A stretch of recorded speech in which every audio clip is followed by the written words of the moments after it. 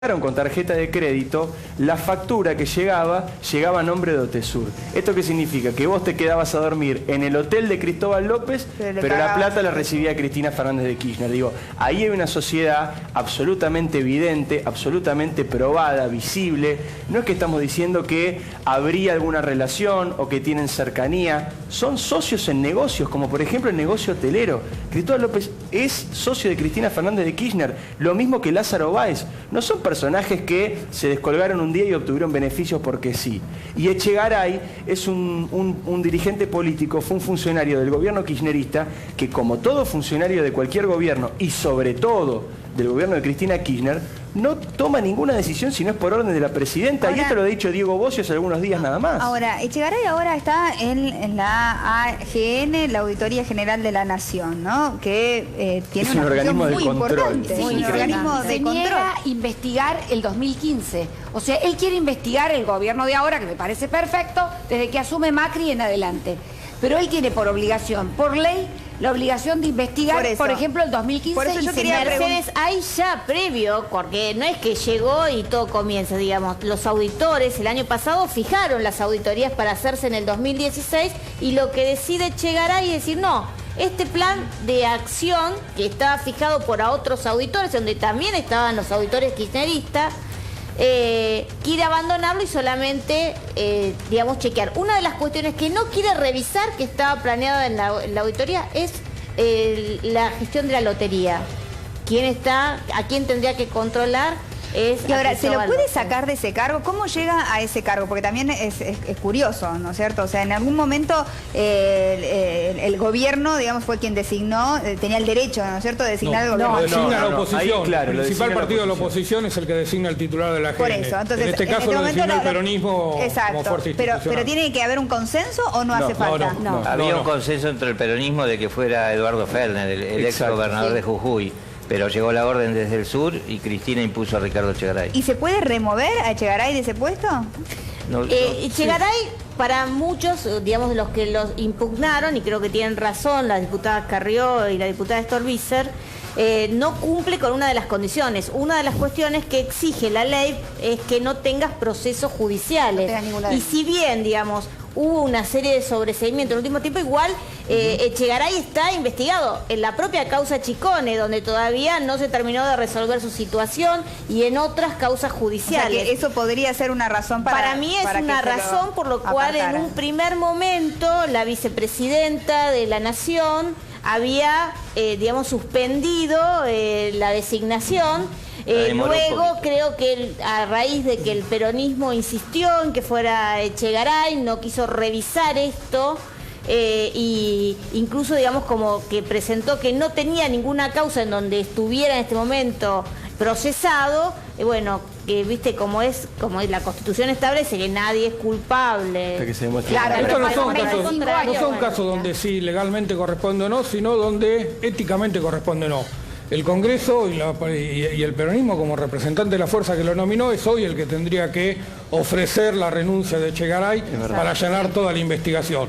Si no lo hace es porque el poder dentro del peronismo que todavía ejerce Cristina y el temor que debe existir a la información que maneja Echegaray es tan grande que le sirve como una... Porque el sistema está bien, Mariana. ¿Información al detalle le asegura Echegaray a Cristina, digamos, en términos de todo lo que pasó?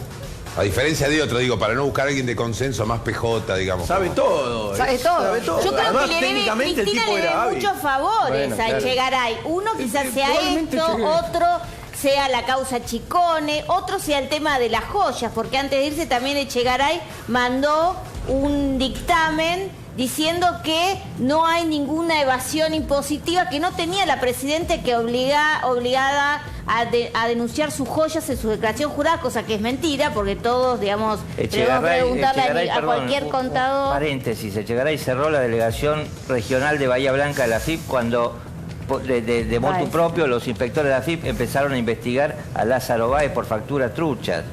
Estaba demostrada, y el tipo cerró la regional. Ahora, Matías, eso es increíble, perdón, pero digo, eso es increíble. Una regional de AFIP empezó a investigar a Lázaro Báez por facturas truchas y el titular de la AFIP la reacción fue cerrar el lugar que estaba investigando. Es la causa donde hoy está involucrado el detenido Juan Suris. Y además desaparecieron las escuchas, eso fue lo peor. Las escuchas telefónicas donde se quedaba pegado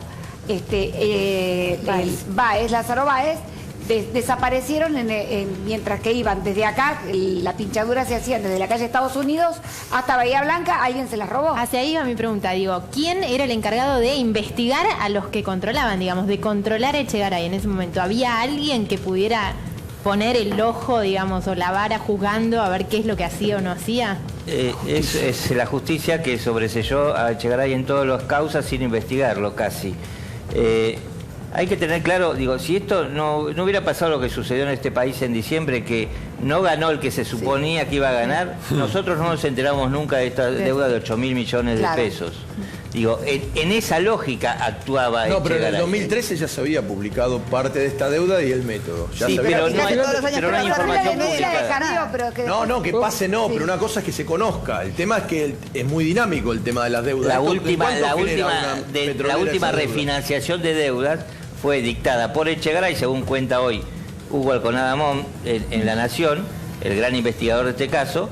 Fue firmada por Echegaray en plena campaña electoral por 4.000 millones de pesos la última refinanciación, con lo cual es la mitad de la deuda que estamos hablando. Y la misma Auditoría General de la Nación, en la que hoy está Echegaray, ¿no debía investigar en ese momento estos manejos cuando él era titular? Es muy difícil estudiar la FIP porque la dinámica, una petrolera, si hace una maniobra de eso, genera esta deuda en un año o dos, no es como un particular que empieza a tener una deuda, es muy rápido. Entonces cuando vos te enterás, por supuesto... Ya corren cientos de millones.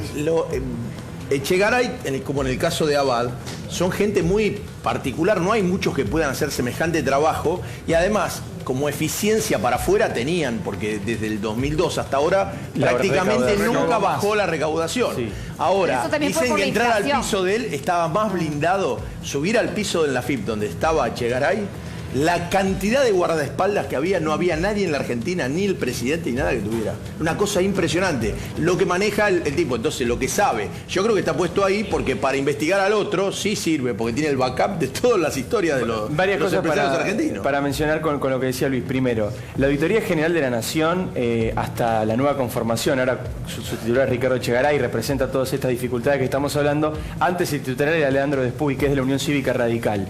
¿Qué era lo que pasaba? Había auditores también que eran del oficialismo, entonces trababan todas las votaciones y no se podían publicar los informes que investigaba la Auditoría General de la Nación. De hecho pasó con el fútbol para todos, Graciela Ocaña lo sabe bien.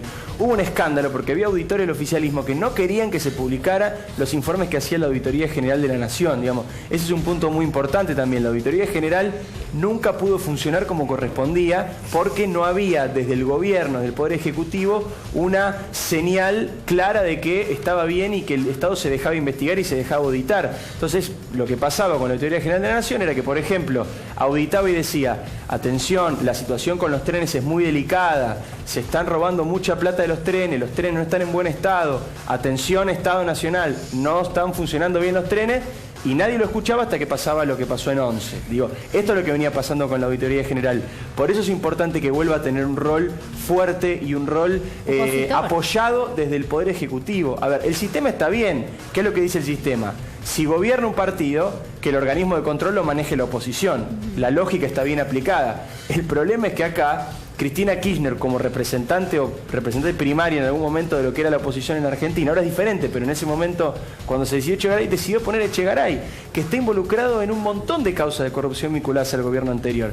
Entonces, ahora, ¿qué tipo de legitimidad puede tener la Auditoría General de la Nación para investigar? Ahora, ¿sabe por qué casi se recicla en el nuevo gobierno? ¿Y por qué vos, Matías, decís, en una plana del PRO no caía más la figura de Echegaray en ese cargo?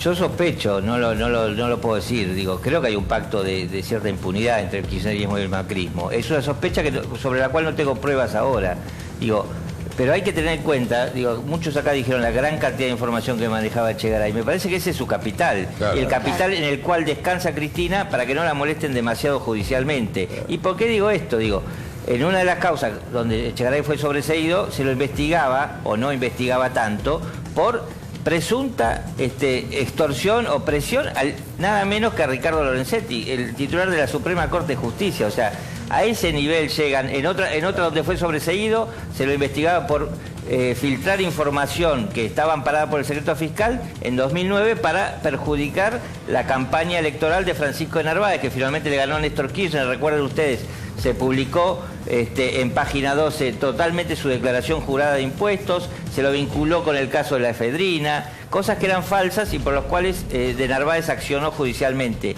En ninguna de esas causas la justicia actuó, a mi juicio, correctamente, lo sobreseyeron, pero maneja muchísimas carpetas, tiene muchísimas carpetas, muchas más. Y menos mal que los jueces no pagan ganancia, ¿no? Sí. Claro. Si llegaran a pagar ganancias tendría más miedo todavía, ¿no? O sea que ese es el principio por el cual los jueces no pagan ganancias, es tener esta independencia. Y sin embargo, ni aún así uno está. Ahora está bien lo que dice Fernando, porque lo sobreseyeron los jueces lo sobreseyeron a Echegaray. Eso es tremendo y hay que decirlo también. Echegaray, la figura del presidente de la FIP, del titular de la FIP, el administrador federal de ingresos públicos, se supone que excede el mandato del presidente. Claro. Está regulado por el Congreso. Lo que sucede es que en este país que no se respeta nada, así como no se respetó el mandato del presidente del Banco Central, te guste o no, tampoco se respetó el mandato del titular de la FIP. En este caso porque Echegaray presentó la renuncia, decidió él alejarse. Probablemente por eso en algún momento se habló de que Echegaray iba a seguir con Macri, porque la idea era respetar el mandato que tenía por el Congreso. Finalmente Echegaray decidió irse, así que... Bueno, Vanoli pasó lo mismo, cuando la aprietan un poco se termina... Con Vanoli pasó lo mismo, le sugieren que deje el cargo para no entorpecer la gestión del nuevo gobierno y también se termina bajando. Que esto dista bastante, y hay otros cargos también donde justamente el espíritu democrático era que algunos cargos claves atraviesen dos gobiernos y abandonen la mitad del nuevo gobierno. No, pero a Vanoli se sabía que lo iban a correr. A Vanoli se sabía de movida ya en la previa, antes del balotaje, inclusive, que era uno de los que no seguía. Los argumentos de campaña, ¿no? Ya en campaña. Pero además, por el tema estaba la causa del Banco Central de la venta de dólar a futuro. No, claro. Ahora va a ser indagada la presidenta por esa causa. Hubiese sido ridículo que se quedara el presidente del Banco Central, que había sido parte fundamental de esa maniobra, que los propios candidatos de Cambiemos habían denunciado penalmente en la Argentina. Pero es responsabilidad del Congreso, ¿no? También eso. Claro. O sea, también es algo que tenemos que analizarnos. Siempre estamos echándole la culpa a la justicia y a la lentitud de la justicia con respecto a las distintas causas, pero también el Congreso tiene que accionar, ¿no? Y también vemos como cierta desidia con respecto a abarcar ciertos temas, ¿no? Todas las causas en las que lo sobreseyen a Echegaray es durante el mandato de Cristina. Vos fíjate la relación directa que hay, no se puede investigar al poder. Porque cualquier juez que hoy tome una causa contra Echegaray la puede seguir a muerte, no va a recibir ninguna presión. Y ese es el principio por el cual se autoinvestigaban durante el ejercicio del gobierno. El presidente Néstor Kirchner fue investigado por enriquecimiento ilícito y sobreseído durante su mandato, con lo cual tenía todo el poder en ese momento para controlar una investigación, y una vez que se cerró el caso, se cerró el caso. Pero ya no hay motivo para abrirlo. El último juez que se reveló, que fue Bonadío, que no le importó nada, investigó a todo el gobierno. La última etapa, la primera etapa era bastante dócil. En el síndrome Pato Rego, al final. Quería recordarles algo, que si bien los jueces no pagan impuestos a las ganancias, Echegaray lo apretó investigando a un hermano y a un hijo por la estación de servicio que tenían en Villa Ballester. O sea que Echegaray algo le mandaba. Si ellos no tenían que pagar impuestos, pero algún familiar, alguien le iba a encontrar. Y eso es romper el secreto fiscal. A ver, esto es muy importante también. Estamos hablando como de un modus operandi, claro, ¿no? Como de los carpetazos, como de la extorsión. Ilegal. La información que tenía la FIP, Ricardo Echegaray la tenía porque era su titular, pero en realidad esa información en la FIP es gigantesca, porque además, sobre todo con los últimos planes sociales, se empezó a entrecruzar la información de la FIP con la información de la ANSES. Entonces se había generado realmente una base de datos descomunal.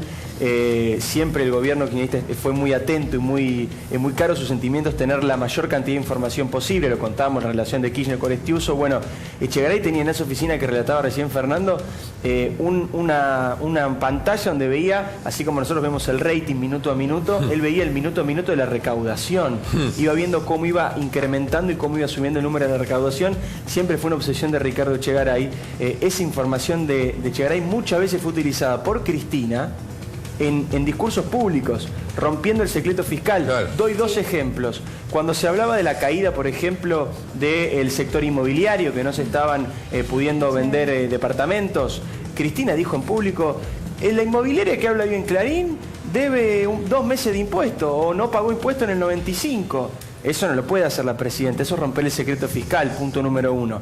Punto número 2, si Cristina le llegó esa información del cielo, supongamos que no tiene que ver Echegaray, como funcionaria pública tenía la obligación de denunciarla en la justicia, cosa que no hizo. Otra es la del abuelito Marrete, acordate que andaba contando cuántos dólares compraba el abuelito Marrete que le regaló $10 a su nieta. Esa era toda información que Ricardo Echegaray le proveía a la presidenta y la expresidenta lo utilizaba después públicamente para, bueno, apretar o retar públicamente a quien tuviera ganas, cosa que no se puede hacer. Bueno, ahora es probable que Echegaray quede pegado de nuevo con el caso Chiconen, porque el fiscal Dilelo pidió que se lo vuelva a investigar. Lijo ahora tiene que elevar a juicio oral la Cámara en los próximos días y hay que ver si en el combo va también Echegaray a este juicio oral o no. ¿Qué va a pasar? Recordemos que estamos hablando de los 8.000 millones de pesos que ahora a través de esta investigación se comprueba ha evadido Cristóbal López, ¿no? Entonces todos arrancamos hablando de qué son 8.000 millones de pesos, porque son cifras tan grandes, realmente escuchamos hablar de números que no tenemos conocimiento, ¿no? De qué se puede hacer con eso. Empezamos a hablar de las cosas que se podían hacer a nivel nacional. Ahora Nacho Yurano tiene información de qué se podría haber hecho en la ciudad con 8.000 millones de pesos. A ver, Nacho. Sí, Mariana, nosotros tomamos ahora lo que es el plan de inversiones de la Ciudad de Buenos Aires para el año 2016. Se pueden hacer muchísimas cosas y cosas realmente muy importantes. Los valores los tenemos en la placa y vamos a ir punto por punto. Los valores están asignados para invertir en este año 2016 en la ciudad. Por ejemplo, obras y mantenimiento hospitalario se van a destinar 1.056 millones. Equipamiento hospitalario 30 millones, obviamente estos dos puntos realmente muy importantes que tienen que ver con la salud. En obras hidráulicas se van a destinar 1.170 millones. En obras para tratamiento de residuos, 1.475 millones. También tenemos 821 millones para el mantenimiento de escuelas, que es también muy importante y se tiene muy en cuenta para este año 2016. Y por último pusimos la extensión y renovación del subte, donde se va a destinar la mayor cantidad de dinero, 2.628 millones. Como ven ustedes en la placa, ahí pusimos el total. Plata. Exactamente. Sobra. Quédate con el cambio. 820 millones de pesos es lo que se queda la ciudad de Buenos Aires, teniendo en cuenta los 8.000 millones de pesos que evadió Cristóbal López y lo que se puede hacer en este año 2016. Gracias, Nacho, muy buena la información. Y yo pensaba, ¿no? Tantas veces hablamos acá de que somos uno de los países con mayor carga tributaria, de la cantidad de impuestos que pagamos y todo, y la gente que no da más, ¿no? Que inclusive el gran tema es ganancias, ¿no? Y cómo hacer para llegar a fin de mes entre los impuestos y todo lo que uno paga. Esto indigna realmente, porque es la plata de la gente. Sobre todo los que han recibido en los últimos años en la Argentina, ya sea por motivos políticos o por motivos comerciales o alguna cuestión de facturación que ha tenido, hay un montón de gente que ha recibido, como decías vos, integrales de la FIP, auditorías de la FIP, inspecciones de la FIP, porque por ahí de 10 cuotas faltaba pagar la cuota número 4, que por ahí eran 700 pesos, que es lo que pagaba de monotributo o de lo que sea. Venía una inspección integral, le suspendían el quit 2 meses hasta que se daba de alta de nuevo, esos 2 meses no podía trabajar.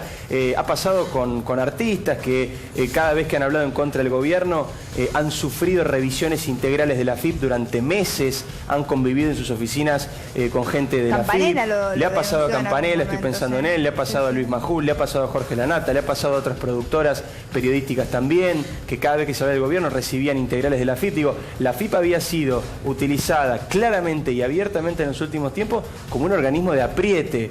Eso por un lado. Y por otro lado, había sido muy dura con pequeños contribuyentes que tenían problemas fiscales. Ahora, después aparece que con Chicone no hubo ningún inconveniente y le otorgaron un plan de pago extraordinario. Con Cristóbal López no hubo ningún inconveniente y lo dejaron crecer y armar un imperio descomunal en la República Argentina, un holding prácticamente internacional, utilizando el dinero de los argentinos. Digo, ahí había una doble vara con respecto a la situación de la FIP, que eso es lo que indigna, ¿no? La situación del ciudadano común versus el empresario acomodado. Y ahora uno se pregunta, ¿cómo sigue esto? Ahora tenemos esta información, ahora sabemos que se evadieron estos 8.000 millones de pesos. Se habla de embargar bienes de Cristóbal López, digamos, ¿qué hay de todo esto realmente realizable para poder recuperar ese dinero que es de la gente? Lo que pasa es que hay un plan de pago vigente. Es decir, no tenés motivos para embargar hoy, no tenés ningún motivo para embargarlo mientras pague la cuota. La AFIP le entregó un plan de cuotas a la empresa para que pague. Y mientras las pague... Claro, vos decís, está en un marco Está en un marco legal. Claro. Lo insólito es que si uno hoy quiere accionar contra la empresa y embargar o hacer cualquier gestión que implique acelerar el recupero de esa deuda, va a terminar una causa judicial y la empresa va a salir ganando. Cuando termine la causa, los argentinos le vamos a pagar